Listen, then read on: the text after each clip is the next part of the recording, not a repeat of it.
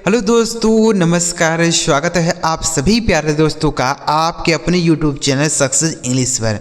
प्यारे बच्चों, आज की इस वीडियो में अंग्रेजी का जो अक्षर होता है ई, हम उसको कितने तरह से पढ़ सकते हैं, कितने प्रकार से पढ़ सकते हैं, आज की इस वीडियो में बताऊंगा। बच्चों, ई एक ही है लेकिन उसका अलग अलग स्थान पर अलग अलग उच्चारण किया जाता है। तो चलिए बिना किसी देरी की वीडियो शुरू करते हैं और सीखते हैं।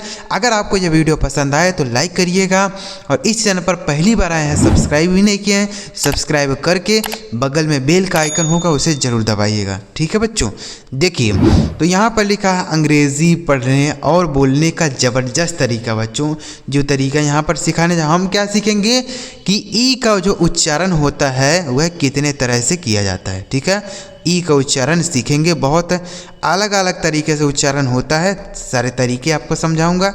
देखिए, सबसे पहला तरीका बच्चों कि अगर कोई दो कॉन्सोनेंट लिखा हो, उसके बीच में क्या लिखा हो, ई लिखा हो। ठीक है, अगर दो कॉन्सोनेंट के बीच में ई लिखा होता है तो इस ई का जो उच्चारण होता है वह एक ही मात्रा होता है। क्या होता है मेरे भाई? एक ही मात्रा। तो यह चीज़ आपको याद रखना है कि किसी भी शब्द में अगर दो कॉन्सोनेंट के बीच में ई लिखा हो तो उस ई का उच्चारण हम एक ही मात्रा करेंगे। ठीक है, जैसे यस से हो गया बच्चों स, और इस टी से हो गया ट, ई से एक ही मात्रा, यह लिखा गया आपका सेट। क्या लिखा है? सेट लिखा है।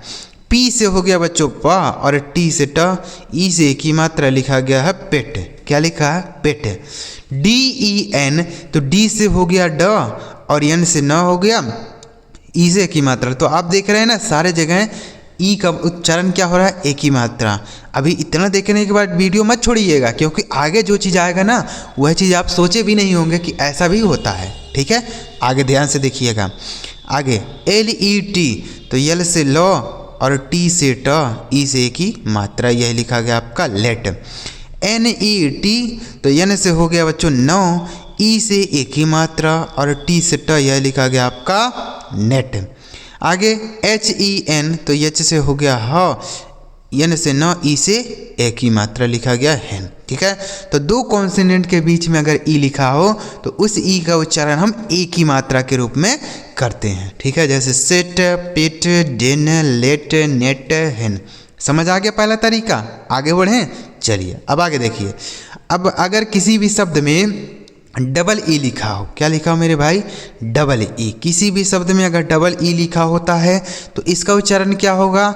इसका उच्चारण हो जाएगा बड़ी ई की मात्रा। ठीक है, अगर किसी भी शब्द में डबल ई लिखा हो तो इसका उच्चारण हम बड़ी की मात्रा करेंगे। ठीक है मेरे भाई, कैसे करेंगे देख लीजिए। डबल ई रहे तो बड़ी की मात्रा, जैसे डी से हो गया ड, और पी से प, और इस डबल ई से बड़ी ई की मात्रा लिखा गया है डीप। क्या लिखा है? Deep. F double E T, तो एफ से हो गया फ, और टी से ट, इस डबल ई से बड़ी ई की मात्रा लिखा गया है फीट। एस डबल ई के, तो यस से हो गया बच्चों स, के से हो गया क, और डबल ई से बड़ी ई की मात्रा लिखा गया आपका सीक।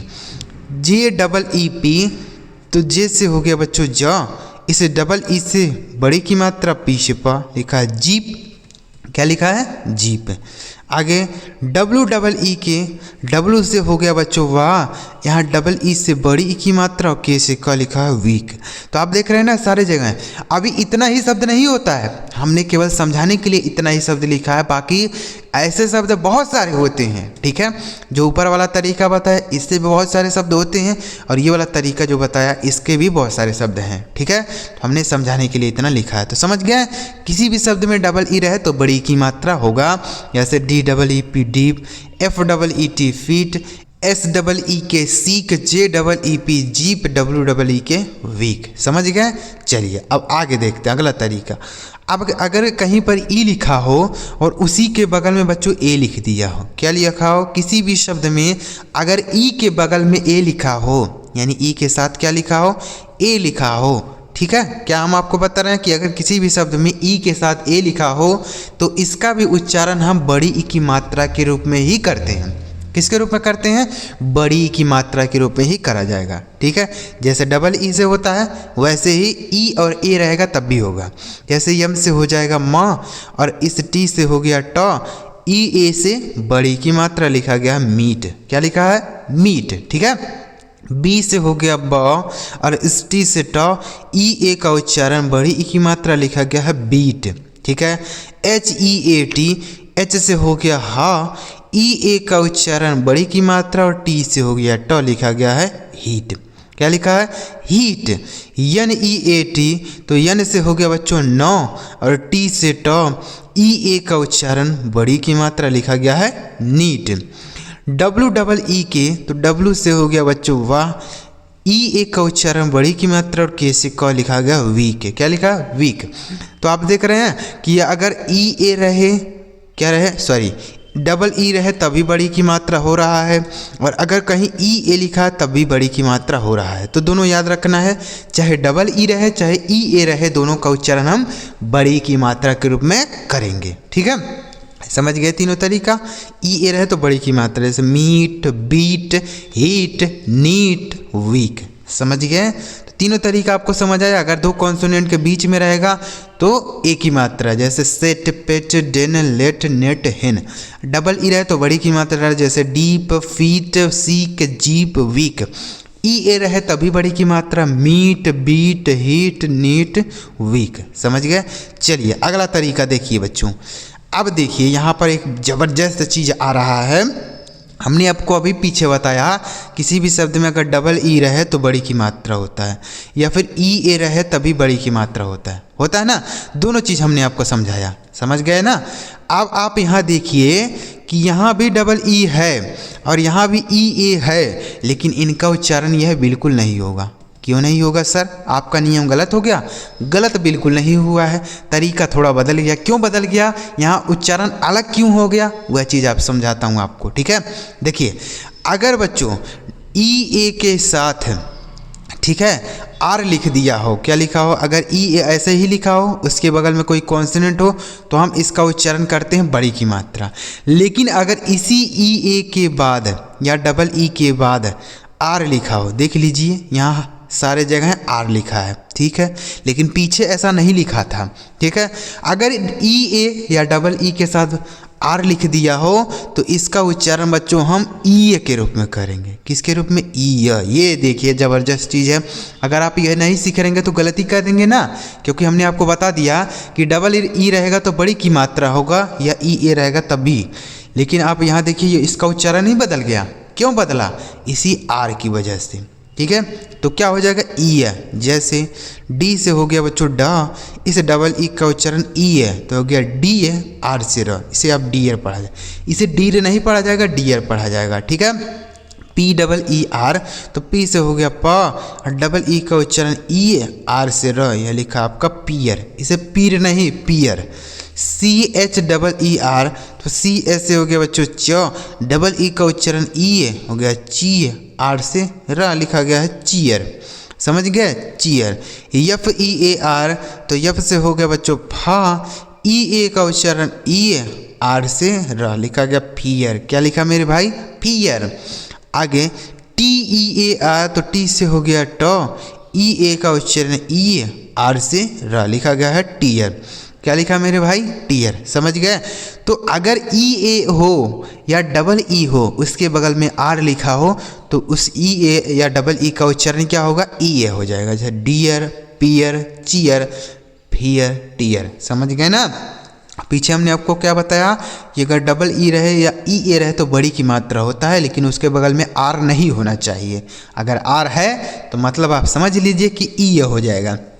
आगे देखिए, अब किसी शब्द में अगर ई के बाद आर लिखा हो, क्या लिखा है? केवल ई के बाद। ठीक है, अगर कहीं अकेले ई हो, उसी के बगल में आर लिखा हो, तो इस ई का जो उच्चारण होगा वह आ के रूप में होता है। किसके रूप में सर? आ के रूप में हो जाएगा। ठीक है, जैसे यच से हो गया आपका हा, इस ई का उच्चारण आ होगा, मतलब इसको लिखा नहीं जाएगा। आर से र और बी से ब, यह लिखा आपका हर्ब। क्या लिखा है? हर्ब लिखा है। जी ई आर एम, तो जी ई से हो गया बच्चों ज, आर से र और यम से म, लिखा है जर्म। क्या लिखा है? जर्म।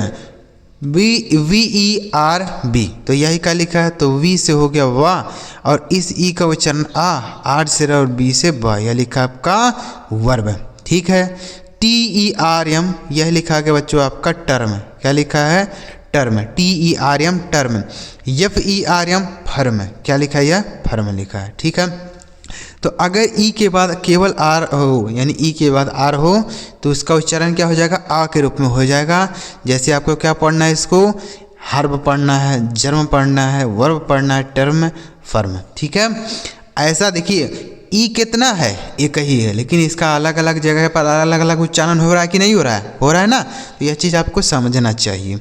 आगे देखिए, अब यहाँ पर देखिए कि अगर किसी भी शब्द में ई के बाद डब्ल्यू लिखा हो, क्या लिखा मेरे भाई, ई के बाद डब्ल्यू लिखा हो तो इसका ई के बाद डब्ल्यू होगा तो इसका उच्चारण यू हो जाएगा, क्या हो जाएगा, यू। जैसे यन से हो गया धनो, EW का उच्चारण यू, तो ये हो गया आपका न्यू, ठीक है। SEW स्यू, SEW स्यू, DEW ड्यू, ठीक है, due, MEW mu, MEW mu, FEW few. तो अगर ई के साथ डब्ल्यू लिखा हो तो यू का उच्चारण न्यू, श्यू, ड्यू, म्यू, फ्यू, समझ गए। तो उम्मीद कर रहा हूँ बच्चों आपको ये सारा तरीका समझ आएगा। बहुत ही बेहतरीन तरीके से हमने आपको समझाने का प्रयास किया।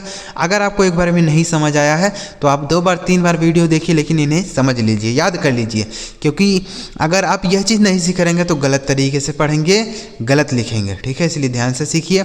अगर आपको वीडियो अच्छा लगा हो तो लाइक करिए, चैनल सब्सक्राइब नहीं किया तो कर लीजिए। चलिए मिलते हैं प्यारे बच्चों, अगली वीडियो में किसी नए टॉपिक के साथ। वीडियो देखने के लिए आपका बहुत बहुत धन्यवाद।